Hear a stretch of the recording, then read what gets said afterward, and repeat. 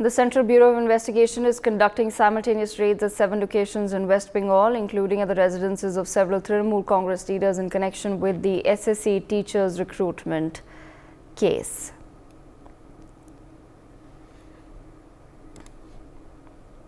This is the latest that we're picking up as far as the teacher recruitment scam in West Bengal is concerned. The Central Bureau of Investigation is conducting raids simultaneously at 7 locations in West Bengal, including at the residences of several Trinamool Congress leaders.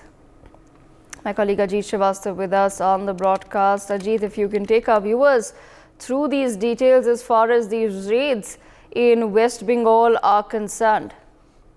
ये definitely जिस हिसाब से हम कहें teacher scam को लेकर लगातार CBI हो या फिर ईडी हो, तमाम तरह से एजेंसियां अपनी जांच पड़ताल कर रही हैं। उसी बाबत को लेकर आज सीबीआई की 7 लोकेशनों पर वेस्ट बंगाल की अलग अलग जगहों पर छापेमारी हो रही है, क्योंकि ये स्कैम जो है बड़ा स्कैम है और कहीं ना कहीं इस स्कैम में पैसों का पूरा लेन देन हुआ है और अनियमितताएं पूरी बढ़ती गई हैं। उसको लेकर तमाम उन लोगों तक भी पहुंचना है जो लोग इसमें शामिल हैं। तो इसलिए कोशिश है सीबीआई की तमाम वो लोग हैं जो लोग इस पूरे हम कहें प्रकरण में शामिल थे उन सब तक शिकंजा कसा जा सके। इसलिए कोशिश है कि तमाम जो लोग हैं तृणमूल चाहे कांग्रेस के नेता हों या फिर तमाम जो लोग इसमें शामिल हैं, चाहे वो क्लरिकल गेट के ऑफिसर हों या फिर वेस्ट बंगाल के जो ऑफिसर्स स्कूल में हैं, उन्होंने जो तमाम तरह से किया है उसको लेकर कहीं ना कहीं तमाम तरह से ये पूरा ऑपरेशन किया जा रहा है। ये जो पूरा ऑपरेशन है वो सॉल्टलेक नॉर्थ 24 परगना जो है कोकूच बिहार और मुर्शिदाबाद की तरफ किया जा रहा है। साथ ही साथ ये भी बताया जा रहा है कि तमाम तरह से जो इसमें शामिल हैं, चाहे वो काउंसलर हों या फिर एमएलए जो है डोकामल मुर्शिदाबाद के, उनके यहाँ हो रहा है। तो इस तरह से तमाम जगहों पर ये पूरी रेड हो रही है और कोशिश किया जा रहा है कि तमाम जो लोग हैं, जितने भी लोग इसमें शामिल हैं इस पूरे स्कैम में, उन तक शिकंजा कसकर उनको भी गिरफ्तार करके तमाम चीजों को सामने रखा जा सके। तो कोशिश यही है जिस हिसाब से तमाम तरह से अगर छापेमारी जो चल रही है उस छापेमारी में कुछ और लीड सीबीआई को मिल सकती है, जैसे आने वाले समय में वो अपने कोर्ट में दलीलें दे सके, पेश कर सके इन तमाम स्कैम से जुड़े हुए लोगों के खिलाफ। तो साफ तौर पर है इसी बात को लेकर सीबीआई और तमाम तरह से लोकेशन पे कर रही है और माना जा रहा है कि अभी और लोकेशन पे छापेमारी कर रही है, इसलिए कुछ और लोकेशनों को भी डिस्क्लोज नहीं कर रही है। सीबीआई की जो सोर्स है उनका साफ तौर पर कहना है कि अभी तरह से छापेमारी चल रही है और आने वाले समय में अभी और छापेमारी चलते हुए नजर आएगी। तो अब देखना होगा कि जितने लोग और इस जांच की आंच में आते हैं और किस हिसाब से सीबीआई पे और शिकंजा करते हुए नजर आता है। ओवर टू यू अजीत, जो टीएमसी के लीडर्स के नाम बाहर आ रहे हैं उनमें से कौन कौन प्रोमिनेंट नाम है? हमें बताया जा रहा है टीएमसी के कुछ एमएलएज हैं जिनकी रेजिडेंसेस पर रेड सीबीआई अभी कर रहा है। क्या नाम बाहर आ रहे हैं?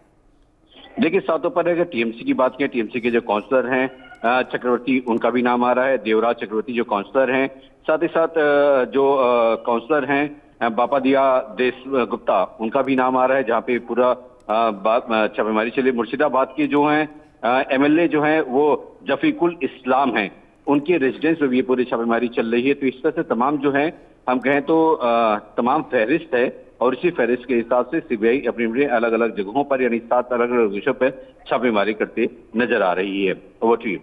And Ajit, at the same time, how really is the TMC responding at this point in time? TMC ने कुछ भी कहा है इन रेट्स के बारे में, कुछ रिस्पॉन्स दिया है?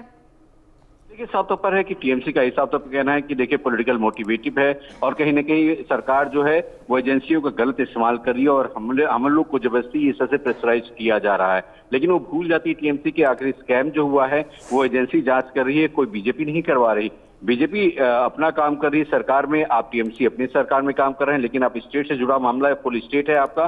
तो कहीं ना कहीं अगर जो स्कैम हुआ है उस स्कैम के बाद जब शिकायत मिलने के बाद जब कार्रवाई हो रही है तो इस तरह के आरोप प्रत्यारोप लगाने का काम खास कर टीएमसी कर रही है और कोशिश कर रही है कि इसे किसी तरह से पॉलिटिकल रंग दिया जा सके, जैसे 2024 में इसे वो कैश करा सके। कोशिश यही है उनकी। लेकिन टीएमसी के तमाम जो नेता हैं, कुछ नेता ऐसे हैं जो सीधे तौर पर हम कहें चाहे ममता बनर्जी हो या फिर ममता बनर्जी के जो भतीजे हैं उन सब की बात करें तो हर कोई अटैक बीजेपी पे ही कर रहा है, मोदी सरकार पे करते नजर आ रहे हैं।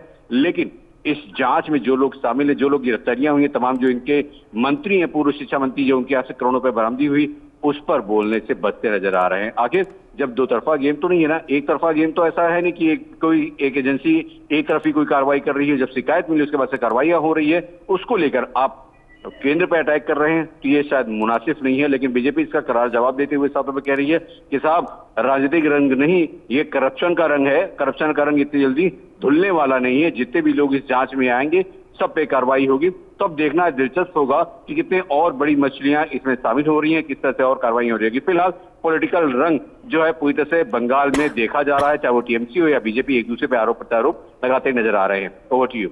Okay, Ajit, thank you so much for joining us on the broadcast. For more such videos, subscribe to the NewsX YouTube channel, hit the bell icon.